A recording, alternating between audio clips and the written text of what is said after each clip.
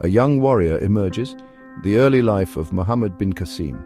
Born in 695 AD in Taif in the Arabian Peninsula, his true name was Imaduddin Muhammad bin Qasim.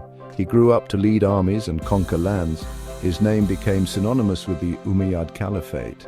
His father was a governor, instilling duty and discipline. Muhammad displayed intelligence and interest in strategy. He mastered horsemanship and swordsmanship. These skills were tested on distant battlefields. Answering the call, joining the Umayyad Caliphate. The Umayyad Caliphate, during Muhammad bin Qasim's youth, was a formidable force, stretching from the Iberian Peninsula in the west to the Indus River in the east. This vast empire, however, was not without its challenges. Revolts and piracy threatened its eastern borders, particularly in the region of Sindh, now part of modern-day Pakistan. When the call to arms came, Muhammad bin Qasim, though still a teenager, answered with unwavering conviction. He joined the Umayyad army, his natural leadership qualities quickly becoming evident. He rose through the ranks, earning the respect of his fellow soldiers and the admiration of his superiors. His strategic mind and tactical brilliance marked him as a commander of immense promise.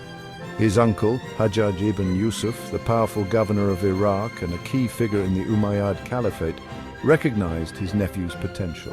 Hajjaj saw in Muhammad bin Qasim a leader who could restore order to the empire's troubled eastern frontier. Under his uncle's patronage, Muhammad bin Qasim was entrusted with a critical mission to subdue the rebellious Raja Dahir of Sindh. Conquests in the East. A series of strategic victories. In 711 AD, at the tender age of 17, Muhammad bin Qasim embarked on his first major military campaign. Leading a seasoned army, he marched eastward, his objective, the subjugation of Sindh.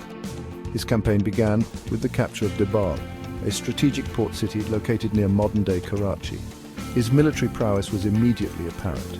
He employed a combination of military might, strategic alliances, and shrewd diplomacy to achieve his objectives.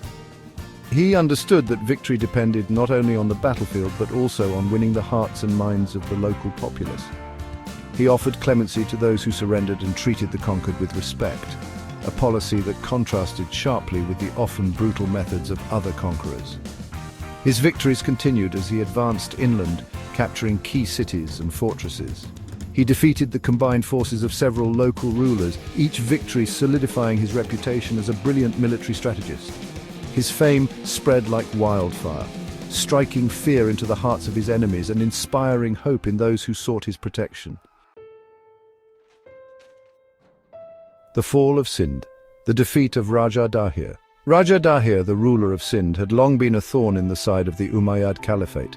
His defiance and the refuge he offered to pirates had angered the Caliph, prompting the decision to dispatch Muhammad bin Qasim.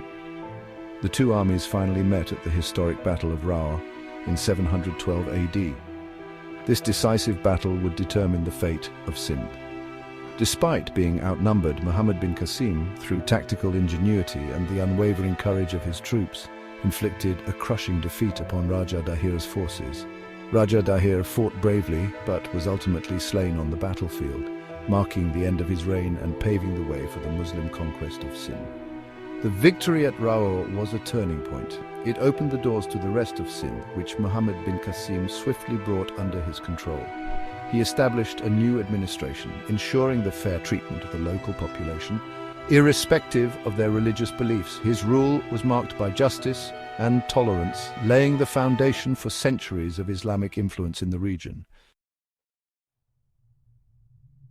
A legacy shrouded in mystery, the death of Muhammad bin Qasim. Muhammad bin Qasim's rule in Sindh was tragically cut short. In 715 AD, at 20, he died under mysterious circumstances. Historians debate whether his death was due to illness or political intrigue. One legend links his demise to Raja Dahir's daughters. They allegedly accused him of impropriety before the Caliph. The Caliph, enraged, ordered his execution. Muhammad bin Qasim, bound in leather, died in agony. This story is often dismissed as folklore. Nonetheless, his legacy and impact on Sindh endure.